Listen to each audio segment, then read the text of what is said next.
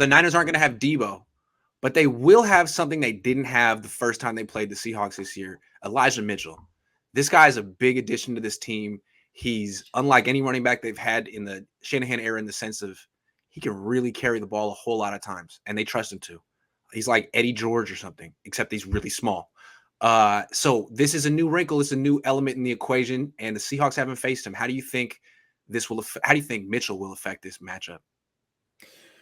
Mitchell is the safety blanket that the 49ers did not have last time. Absolutely. He's a ground and pound kind of attacker. He gives them the ability to slow the clock down, and he gets a good chunk of change pretty much every time he handles the ball. I love his ball control. He definitely seems like a very responsible, hardworking running back. So right. That I'm really keyed up for him on that. I hope this is a trend. I hope it continues.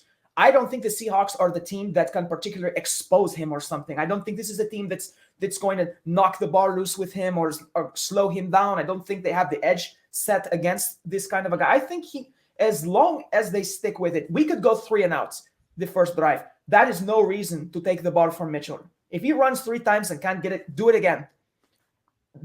He absolutely does impact this matchup because the whole offensive game plan right now is Mitchell. Because we don't have Deebo Samuel, it's Mitchell plus those other guys.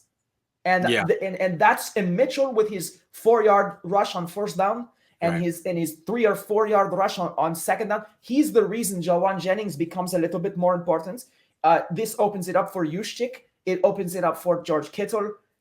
As long as they stick with him primarily, the pass game will open up itself. I feel like Pete Carroll has done a good job usually against the 49ers with Shanahan, like making them one-dimensional, taking away the run game. And that's a good start against the 49ers. And I think it's going to be hard to do that with Elijah Mitchell on the field. I think he's the real deal. And even if he's only averaging 4 yards a carry, like that, he's relentless and he keeps coming. I'd like to see them use him in different ways, though.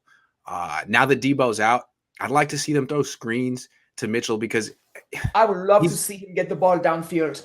Yeah, like he's not going to pull away from defenses, but he can get you 30, 40-yard gains. He did it against the Bears. He had those long gains around the left side.